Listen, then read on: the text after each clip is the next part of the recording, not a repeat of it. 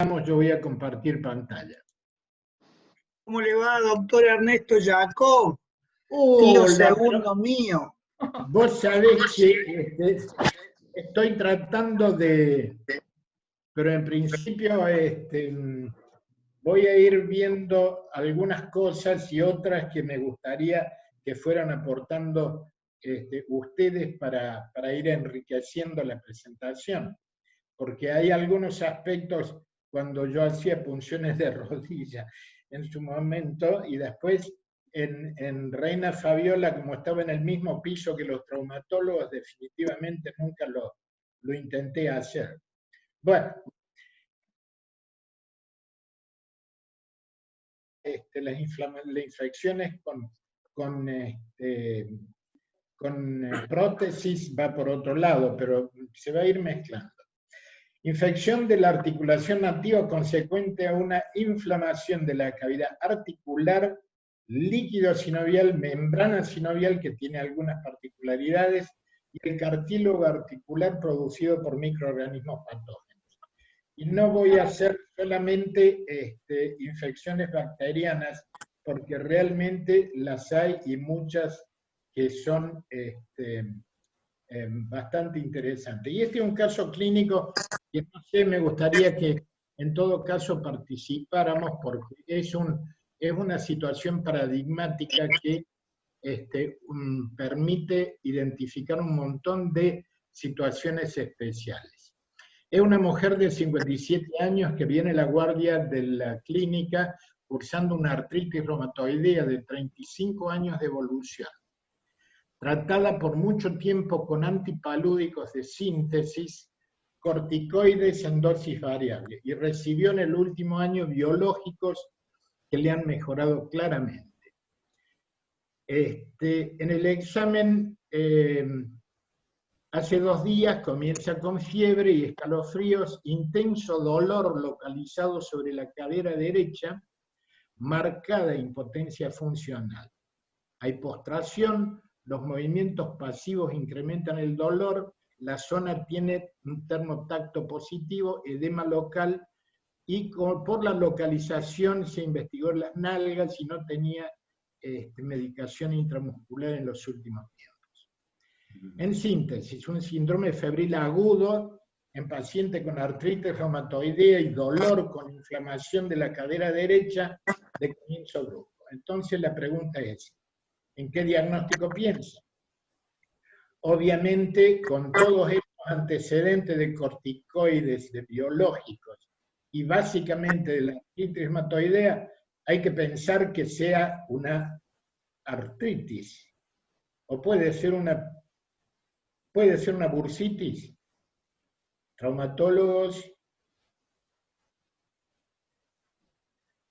¿qué conducta asumen? Y bueno, lo primero... los chicos. Sí, escucho. ¿Qué conducta se asume? Bueno, lo primero que hay que hacer es ver en un examen físico si se puede corroborar todo esto de los movimientos pasivos y activos con mucho dolor y con impotencia funcional, que va acercando el diagnóstico a una artritis séptica, por lo menos. La actitud es, ¿la mandamos a la casa con analgésicos y antipiréticos? Pregunta. Creo que como hablamos el otro día, Doc, en todos estos casos lo importante es siempre valorar el paciente íntegramente y ver si hay compromiso general, en su estado general, y después enfocarnos si tiene una artritis séptica de rodilla, de cadera, pero principalmente que no esté séptico el paciente. Y fíjate que tiene 39 grados y tiene escalofríos. O sea, hay compromiso sistémico. Y yo creo lo mismo que... Perdón, se escucha. Alguien tiene abierto el micrófono, me escucho solo. Pero bueno, igual que dice Gino, o sea, el paciente tiene síntomas generales y eso ya nos acota mucho los diagnósticos diferenciales. En un principio, una coxartralgia lo podemos dividir en lumbares, extraarticulares y articulares, pero esto nos orienta bastante a algo general. Entonces, hasta no tener un diagnóstico, no lo dejaríamos ir a la casa con analgésicos y antiinflamatorios, con antipiréticos. O sea que le internamos. Bueno, se internó. Le vamos a solicitar estudios, o sea, ¿qué estudios le podemos solicitar a una paciente que viene con este perfil con compromiso sistémico? Es decir, la rutina seguramente, pero aparte de la rutina tendríamos que pedir otras cosas para saber si ese compromiso sistémico está relacionado o no a una bacteriemia, por ejemplo. Y por el otro lado, ver si hacemos interconsulta. Obviamente acá la interconsulta, si el traumatólogo de guardia la ve, podrá o no hacer interconsultas. ¿Y qué imágenes pueden aportar más en lo inmediato?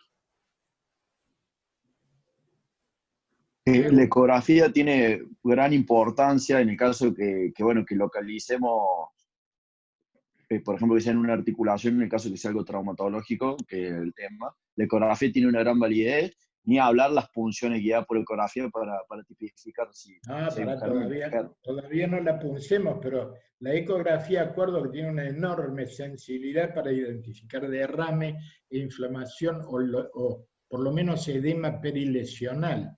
Y eso fue lo que se hizo. Pero primero le hicieron una radiografía, no había fracturas, marcada osteoporosis que se puede relacionar obviamente con los corticoides y la artritis reumatoidea y seguramente la postración, y después solicitamos más estudios. Esos estudios probablemente incluyan imágenes más complejas que la ecografía o que la radiografía directa. O sea, ahí se le hace, en la ecografía se identifica un derrame en la articulación de la cadera, y el siguiente estudio, ¿cuál va a ser? La resonancia. El siguiente estudio se impone... Laboratorio y un laboratorio. Si ya tienen un derrame, el siguiente estudio es una punción. El líquido es turbio y gotea. ¿Qué trascendencia tiene esto del goteo?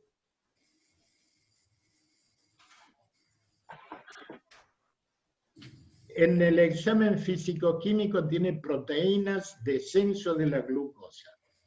En la citometría, amplio predominio de polimorfo, más de 50.000 células. Ya vamos encuadrando todo esto.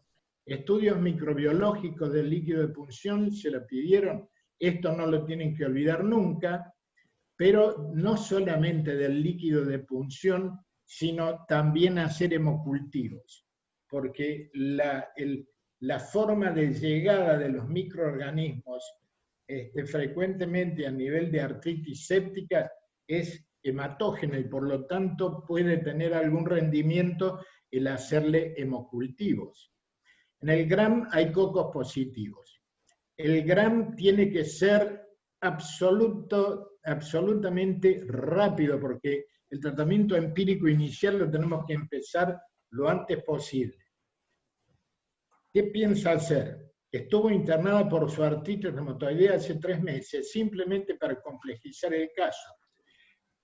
Si estuvo internada, tenemos que empezar a pensar también que hay gérmenes intrahospitalarios asociados, porque no hace 6 meses que estuvo internada, por lo tanto tenemos que ver qué tratamiento le vamos a hacer.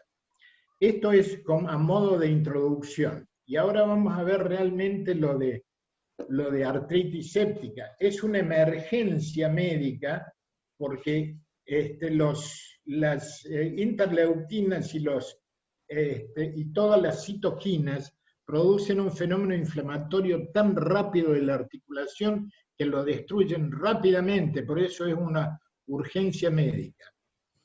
El diagnóstico oportuno y el tratamiento adecuado evita la destrucción, que es, en este caso, irreversible de la articulación afectada.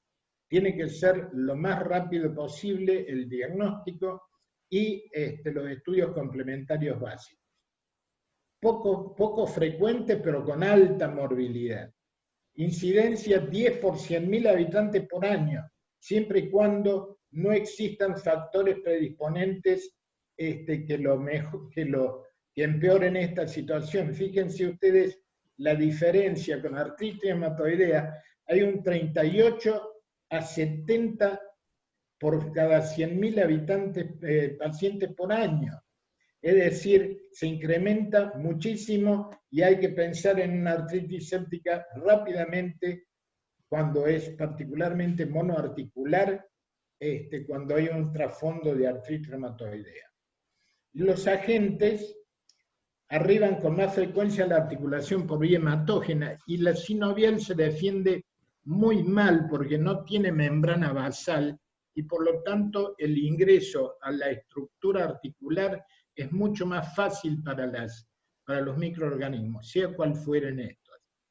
Y los agentes prevalentes sí son las bacterias, eso no cabe ninguna duda, el 90% son bacterianas. Y estos son los 4 temas que vamos a tocar hoy.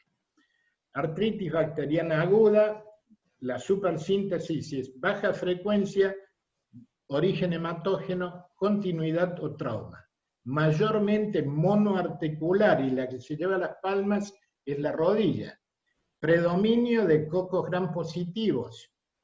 Artritis gonocócica tiene otro patrón clínico que vamos a ver por separado en un ratito, que marca 2 situaciones asociadas. Por un lado, que hay una infección gonocócica generalizada para que haya una artritis gonocócica.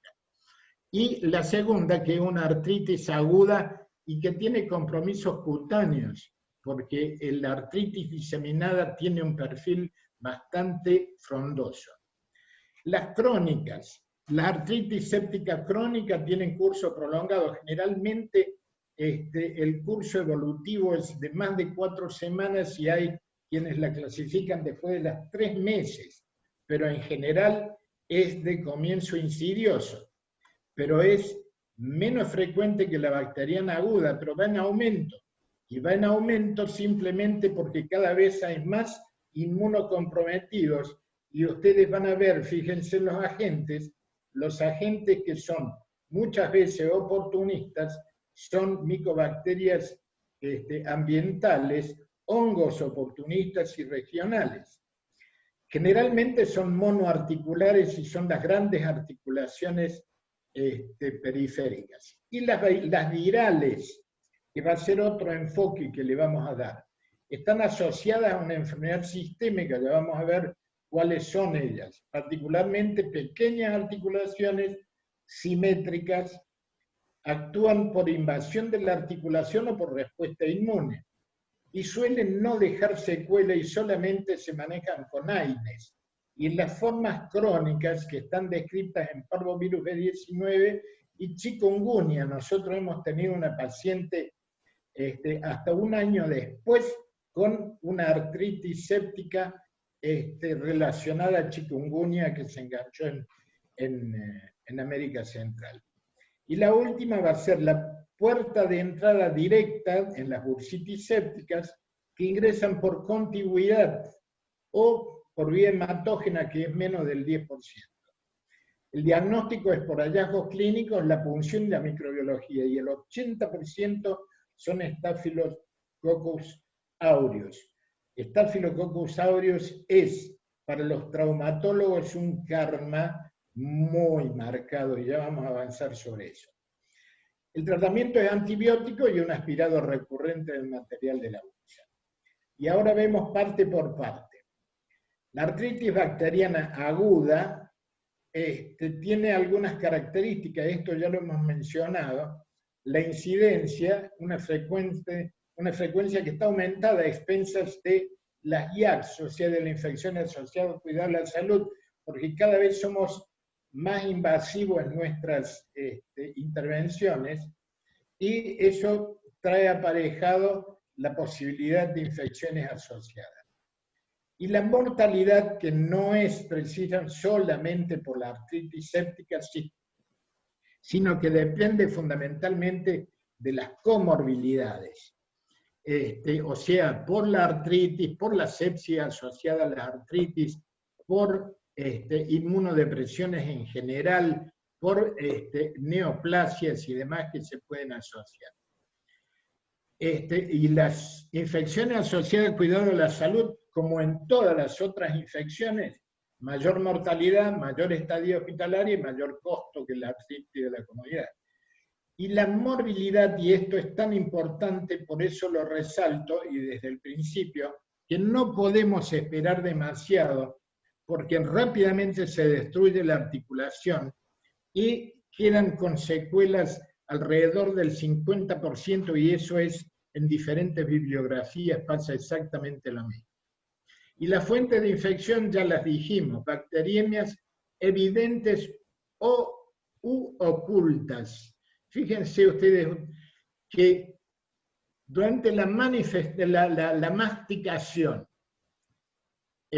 durante el coito y las defecaciones, tenemos bacteriemias que son ocultas, que incluyen Propionibacterium, ahora Actinobacterium, o Cutibacterium. Y hay algunas articulaciones que pueden ser comprometidas por Propionibacterium.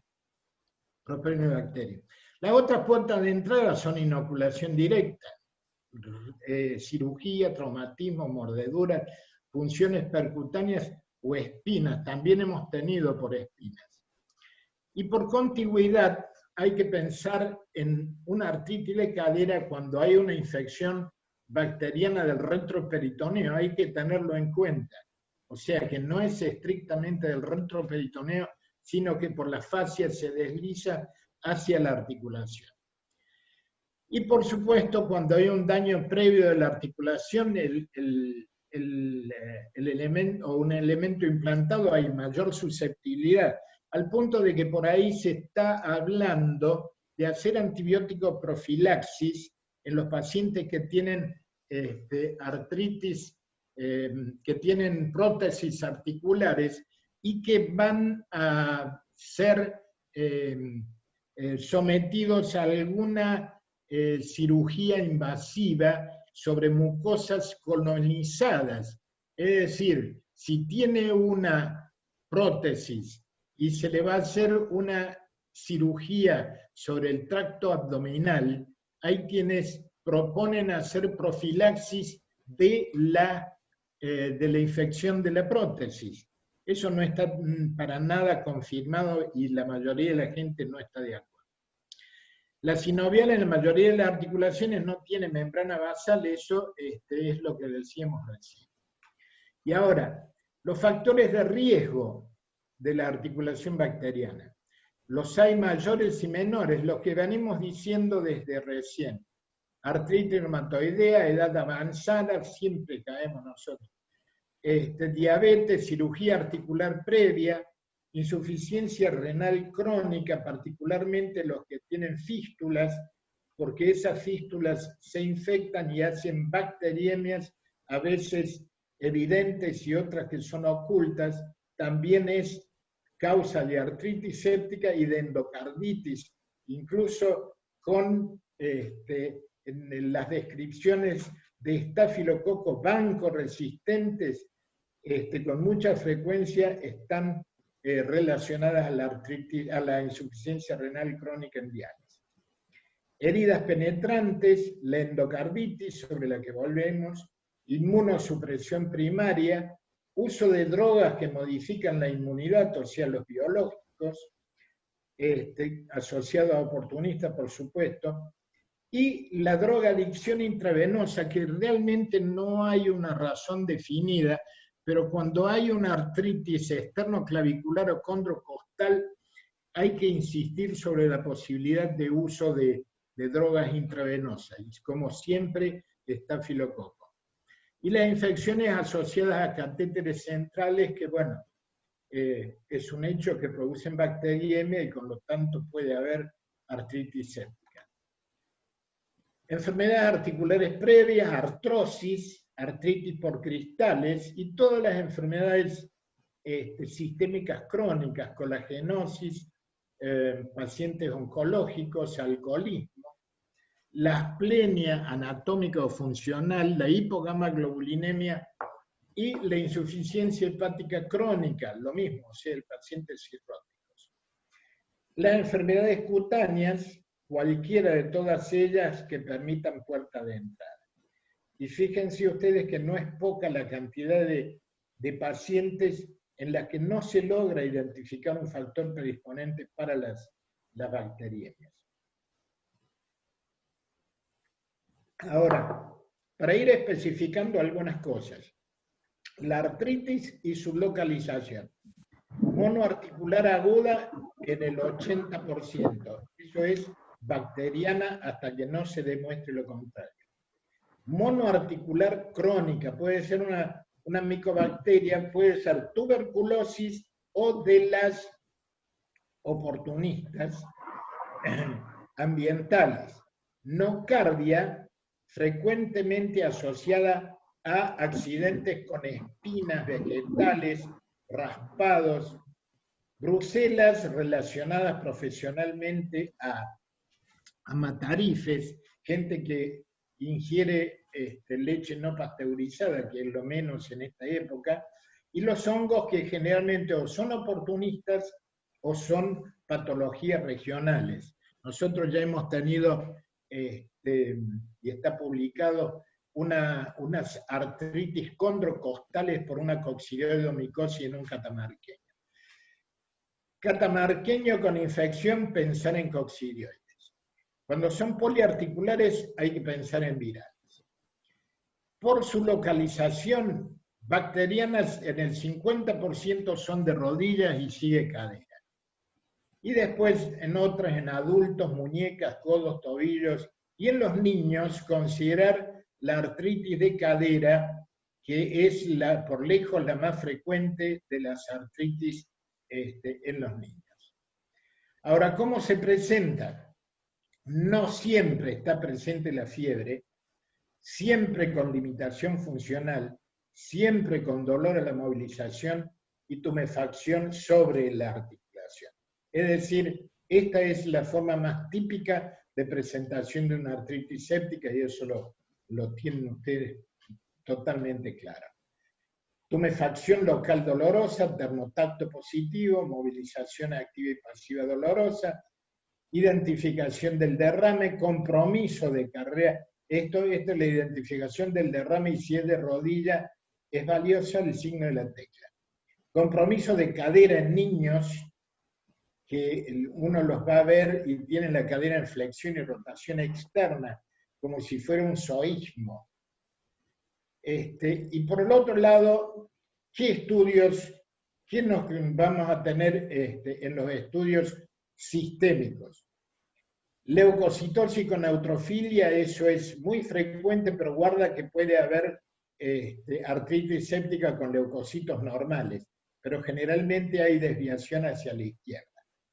Eritrosedimentación y proteína C reactiva generalmente muy elevada, pero hay algunos estudios que yo creo que complejizan la cosa, pero en las publicaciones se habla del ácido láctico alterado y el LDH también, incluso ácido láctico en el líquido articular, que sería una expresión de la misma manera que en meningitis postquirúrgica, la elevación del ácido láctico en el líquido cefalorraquídeo. Y procalcitonina, que hay un estudio en la que consideran que es valiosa y hay 2 o 3 más que dicen que no es un indicador de una infección con determinadas localizaciones. Y después el dosaje de interleuquinas 1, 6, factor de necrosis tumoral, que yo creo que a los fines prácticos no tiene, a los fines investigativos viene bárbaro. Se impone la punción articular. ¿Cómo es el líquido? ¿Es claro? ¿Es turbio? Eso lo vamos a ver ahora. ¿Gotea o hace signo de la cuerda? Lo normal es que, eso lo saben ustedes muy bien, el signo de la cuerda es una característica de una aproximación a la normalidad del líquido sinovial, y gotea cuando hay mucha inflamación.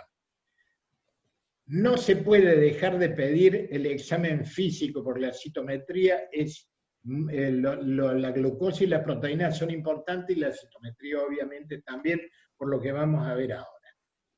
Y el examen microbiológico y la tinción de Gram, que eso lo tenemos que tener lo antes posible, como para poder hacer una orientación en el tratamiento empírico inicial. Ahora, esto es el líquido sinovial en diferentes situaciones, pero nos interesa particularmente la artritis séptica, en la que el líquido es turbio. Generalmente hay más de 50.000 polimorfonucleares que están en un 90%, con una glucosa descendida y la formación de coágulos que generalmente no se informa. Esto es lo que tenemos que saber en principio, pero hay que diferenciarla de las inflamatorias. Los traumáticos en general es mucho más simple poder diferenciarlo, pero es llamativo más del 90% de polimorfonucleares, a diferencia de todos los demás líquidos articulares. Ese es absolutamente básico, poder identificar polimorfonucleares y la magnitud del problema.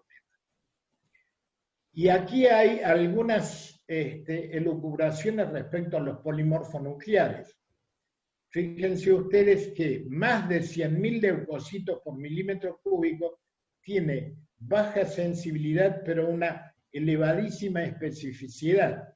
Lo mismo pasa con 50.000 o más polimorfos, ¿no es cierto? Es decir, esto es súper importante, para eso pedir la citometría, que siempre tiene que ser pedidas regularmente. Y ahora entramos en el terreno de los microbiólogos, con los que tenemos en general buenas relaciones.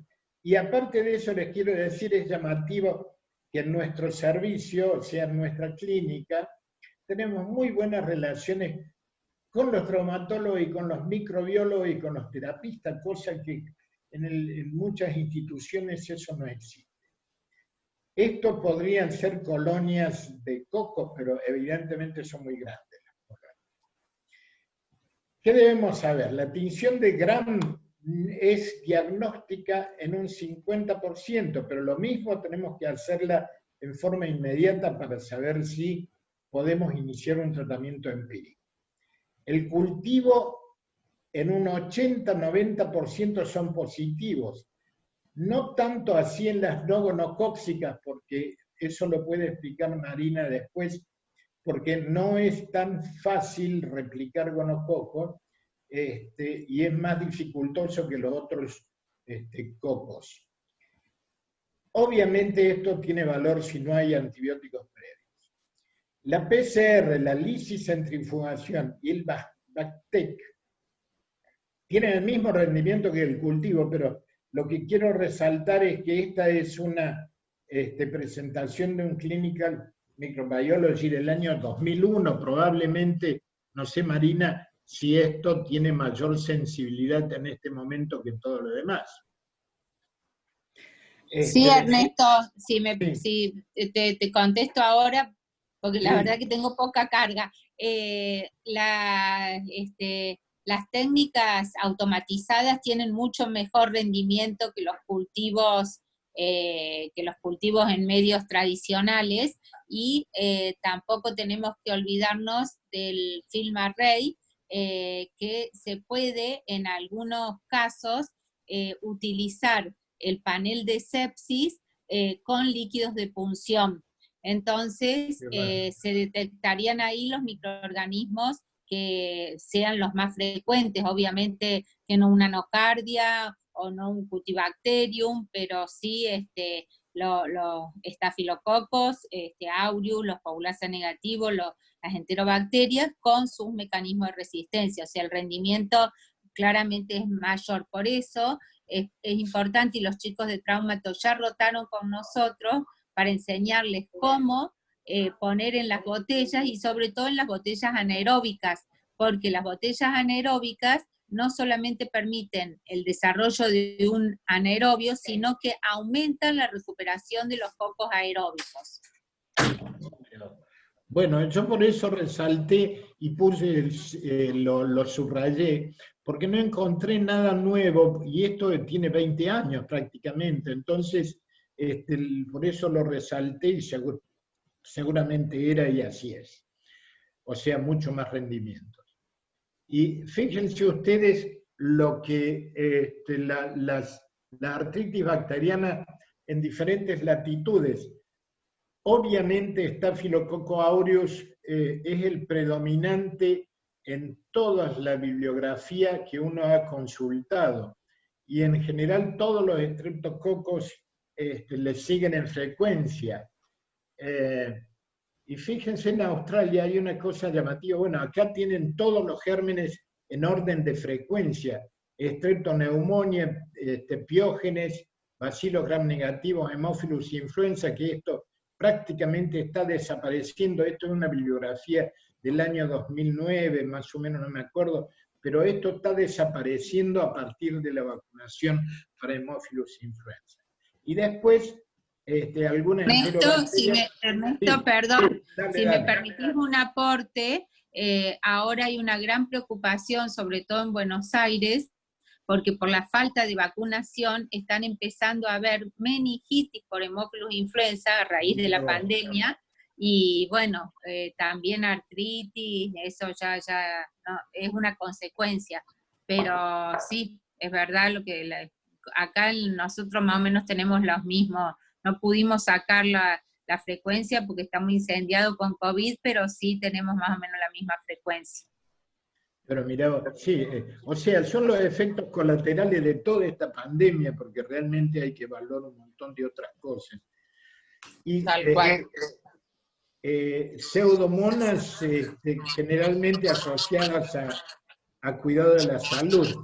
Ahora, lo llamativo es que pero los australianos parece que preservativos no usan nunca. Fíjense ustedes la frecuencia que tienen de Neisseria, y realmente es llamativo porque fíjense ustedes que es prácticamente la mitad de los cocos positivos, pero bueno, allá ellos. Anaerobios también ahí hay propionibacterias. Y esto es de un Lancet del 2011, o sea, también tiene su antigüedad. Y según la edad, fíjense que esto también es interesante, Staphylococcus aureus, en menos de un mes, el Streptogalacte, que es uno de los que producen sepsis precoces en los niños, y los bacilos gram negativos, también en sepsis en el primer mes de vida.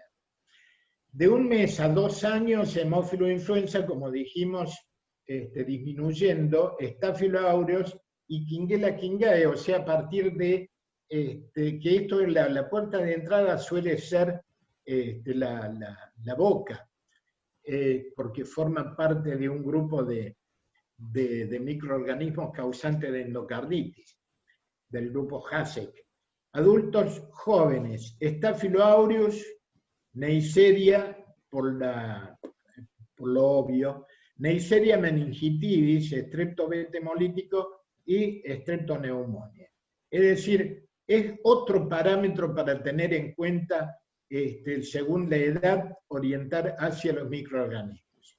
Y en situaciones especiales, fíjense, micobacterias, la presentación es crónica monoarticular y es por reactivación de un foco o una miliar, o en el paciente VIH que tiene sus localizaciones extrapulmonares de la tuberculosis. Y después otras micobacterias como Kansasi, no me acuerdo si es con una S o dos, pero bueno. Es con una nomás, es doble I. ¿Verdad, Marina? Heridas en contacto con agua con acuario es un Tromycobacterium, eso no... Eso no sé, Ernesto. Eso no lo hemos tenido. Y fíjense, esto también es interesante. Las características clínico-epidemiológicas y el agente causal. Artritis reumatoidea, pensar en aureus. drogadicción endovenosa, Pseudomonas aureus y estrepto del grupo B. Después, en diabetes y en oncología, Streptogalacti. En inmunocomprometidos, todos los oportunistas que se le dé la gana. Listeria también, eso nunca lo he visto en articulaciones, sí en otras localizaciones de endocarditis o en meningitis.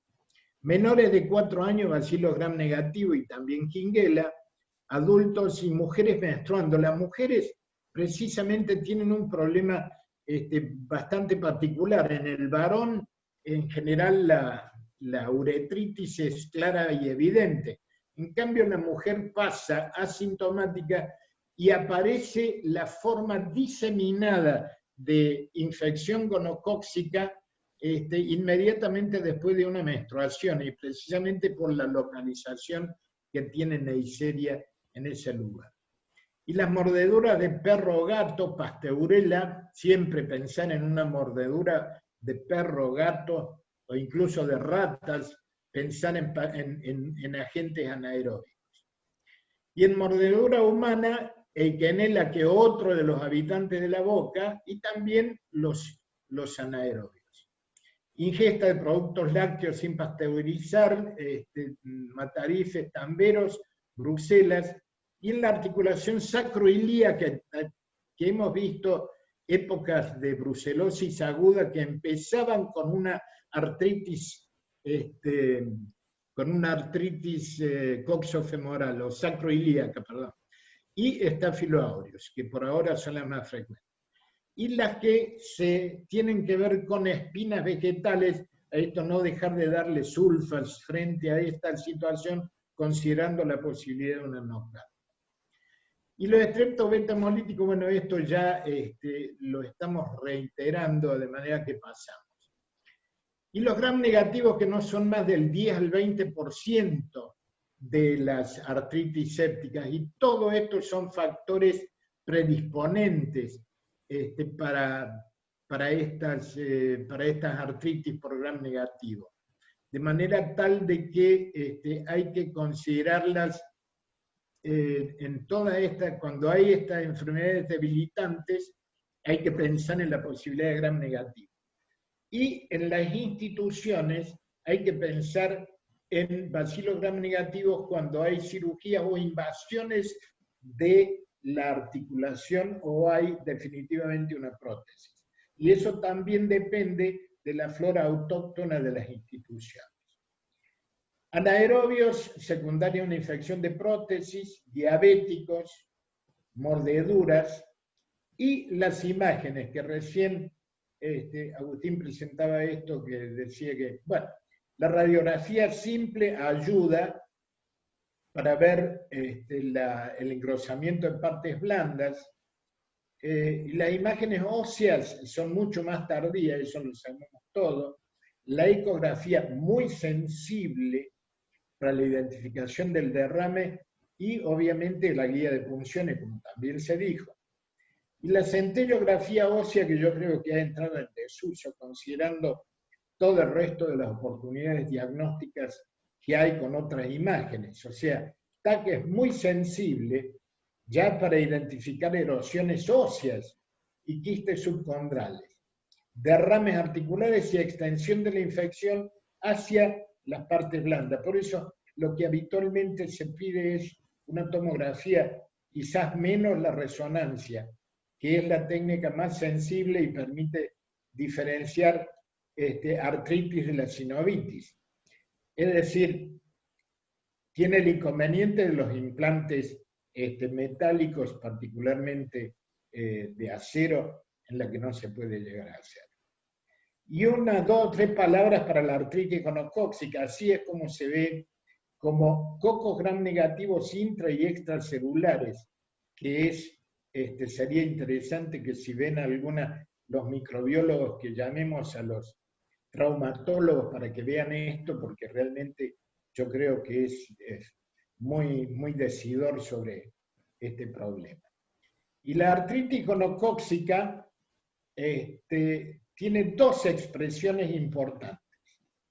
Una es el que pone en evidencia estas dos expresiones de una gonococcía diseminada. La primera es el síndrome de tenosinovitis, dermatitis y las poliartralgias. Y las manifestaciones cutáneas, como ven en esto, algunas manifestaciones cutáneas que son implantes bacterianos y están produciendo una tenosinovitis.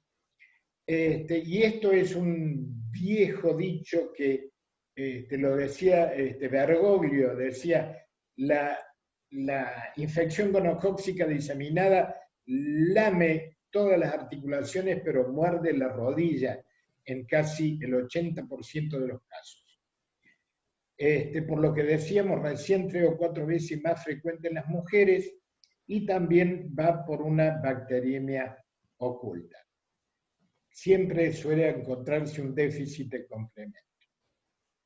Y este es el perfil clínico, que no deja de ser muy parecido a cualquier cuadro séptico: fiebre, escalofríos, malestar general, con la dermatitis en las 2/3 partes de los casos en manos y pies, que pueden parecer pústulas con base eritematosa, como se vio recién.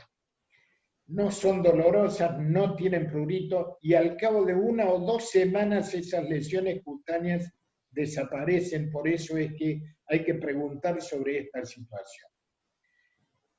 Y en el 50% de los casos hay verdaderas artritis, y no puede pasar como artralgias diseminadas, y son muy dolorosas. Desde el punto de vista clínico no se pueden diferenciar las bacterianas comunes de la gonocócica.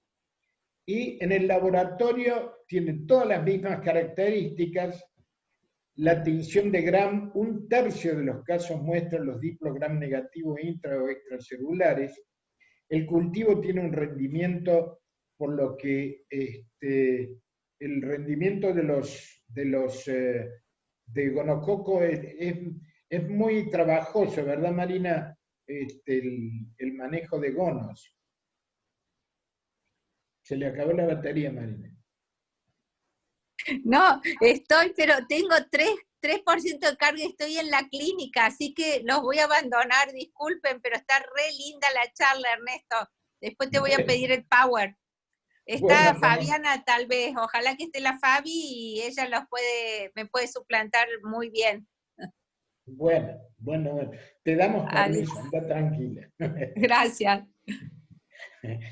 Bueno, la PCR es mucho más sensible para este diagnóstico y el tratamiento es muy dificultoso. Fíjense ustedes que siempre hay que hacer en la medida de lo posible, porque se está tornando extremadamente resistente el gonococo y esto hace que los tratamientos sean más dificultosos. Y las complicaciones de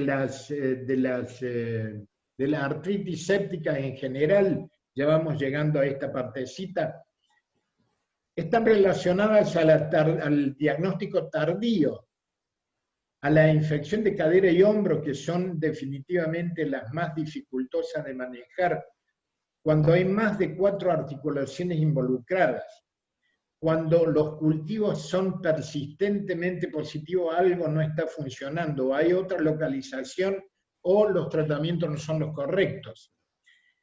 Y también hay complicaciones relacionadas al bacilo Gram negativo y en los mayores de 60 años.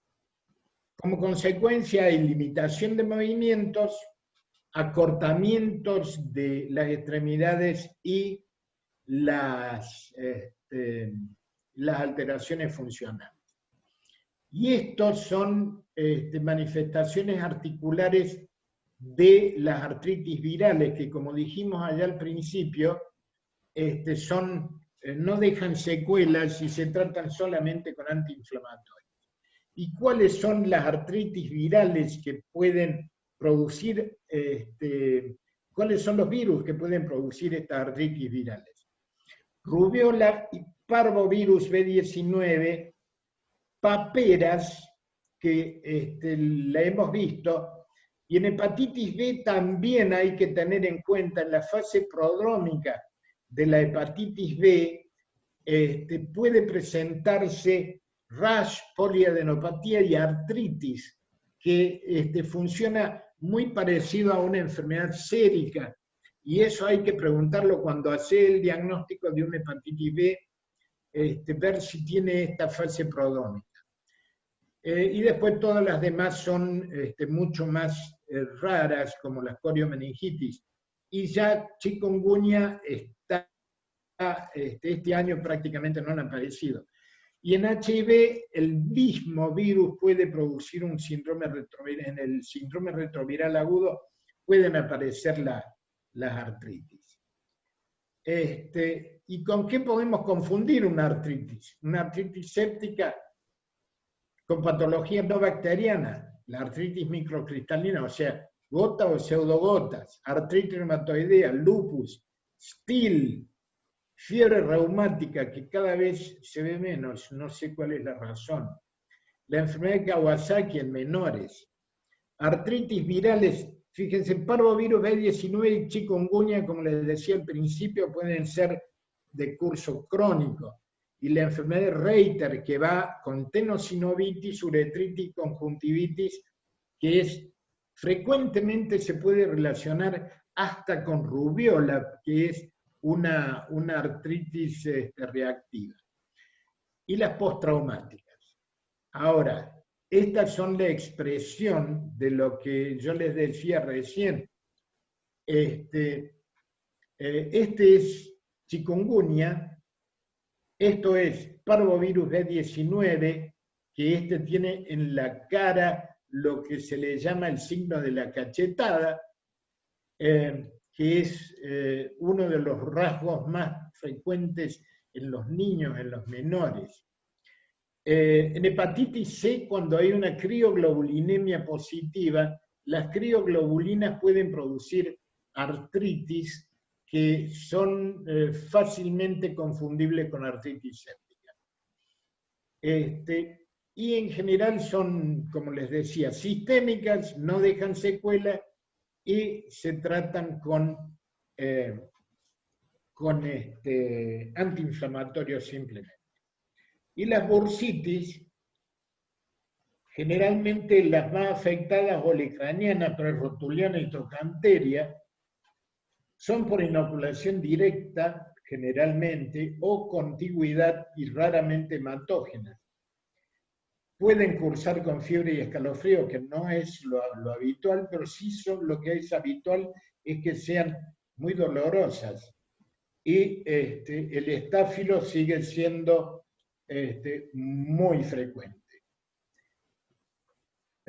Y estos son los diagnósticos diferenciales cuando se trata de bursitis. Hay muchas bursitis del codo que después fistulizan y sale un líquido que parece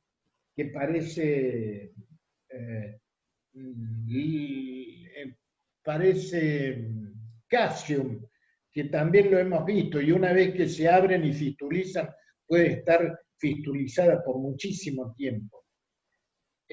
Los antibióticos son de día a 14 días y hay que tener en cuenta cada vez más a los estafilococos meticillinos resistentes de la comunidad.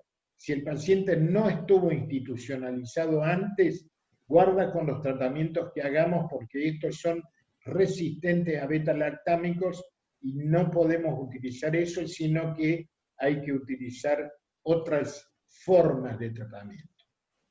Que ya, fíjense ustedes, hay algunos trabajos que hablan que hasta el 40% de las infecciones hospitalarias, de las infecciones que se adquieren en el hospital, pueden ser relacionables a Camarsa o estáfilo de la comunidad. Y las conductas, resaltar esto porque no se puede de otra manera. Se deben tomar muestras para estudios de microbiología que incluyan los hemocultivos, como dijimos. Como tratamiento empírico se debe comenzar tras el informe de la coloración de Gram. Por eso yo les decía que la necesidad de la rapidez para tener una coloración precoz. Y si hay poliartritis con todo el contexto cutáneo y actividad sexual activa, se debería valorar y tomar muestras de uretra, cervix, el canal anal y faringe, para identificar una artritis gonocócica. ¿Y cómo actuar? El drenaje precoz es súper importante y iniciar el tratamiento empírico inicial lo antes posible. Y la forma de drenaje, esto me pueden enseñar ustedes a mí, lo que yo veo es que hay que hacerla sin ninguna duda, con punción con aguja en forma diaria, para tratar de evitar las bridas, evitar sacar del ámbito a las citoquinas inflamatorias. De esa manera, eso se logra con agujas, si se hace la punción diaria, y si lo tienen a mano, a Andrés él le va a hacer una artroscopia, seguramente. O la artrostomía, que es otra de las alternativas. Y ahora veamos. Esto es una super síntesis de tratamientos. No sé si lo estoy aburriendo demasiado, pero es lo que tenía que traerles. Si en la tinción de Gram encontramos cocos positivos, larguemos con vancomicina, 15 a 20 miligramos por kilo cada 12 horas o cada 8 horas, y como alternativa dapto, que se puede elevar esta dosis de daptomicina a valores mayores. Y linezolid, que se puede empezar si hay problemas con la vanco, trastornos renales, alergias, entonces se puede utilizar linezolid, que son 600 miligramos por día endovenosa, que tiene la ventaja que después le podemos pasar a la vía oral porque viene el linezolid oral. Y si son cocos gram negativos, pensar obviamente en gono, y se le trata hasta que no se demuestre lo contrario con ceftriaxona con 1 gramo endovenosa cada 24, o cefotaxima. Y si hay gram negativos, cubrir pseudomonas con ceftazidima o cefepime, o piperacilina tazobactam cada 4,5 cada 6 u 8 horas, que también se puede hacer en perfusión continua, que es el único betalactámico absolutamente demostrado que puede sostenerse sin degradarse durante 24 horas. Y después, Astrionam, 2 gramos cada 8, o la fluoroquinolona. Yo no sé por qué nuestros traumatólogos en general, cuando hacen un tratamiento empírico inicial, utilizan muchísimo la fluoroquinolona, particularmente ciprofloxacina. Uno lo ve en el consultorio con mucha frecuencia, que el tratamiento empírico inicial es con esto, pero bueno.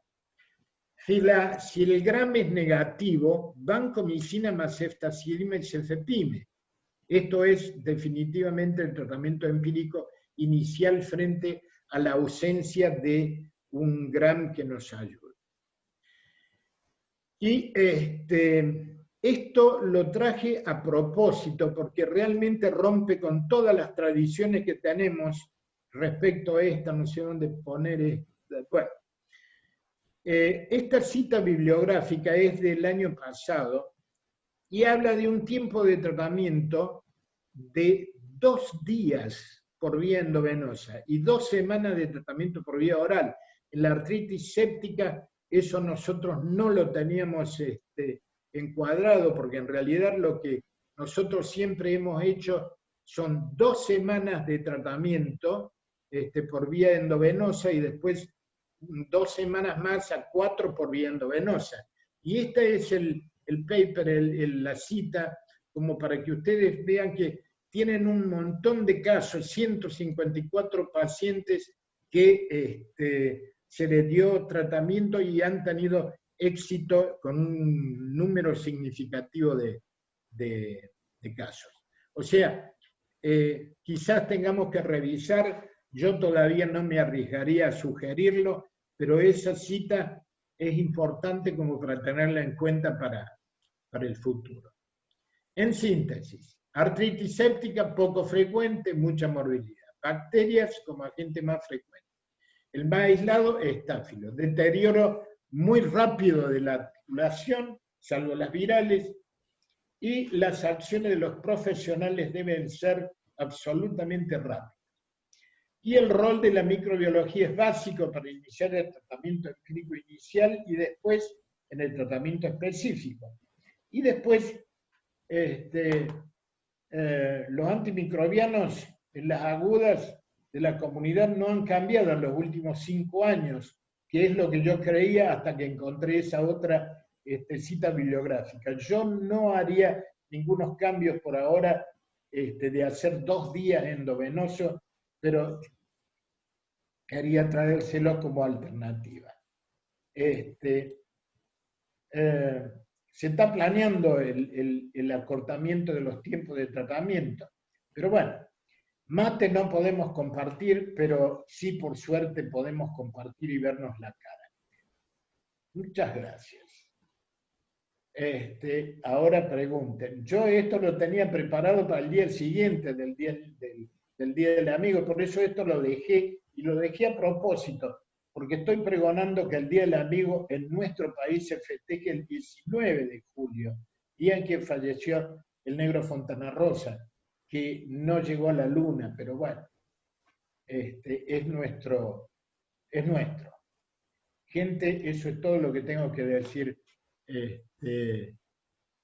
para que podamos hacer preguntas ahora.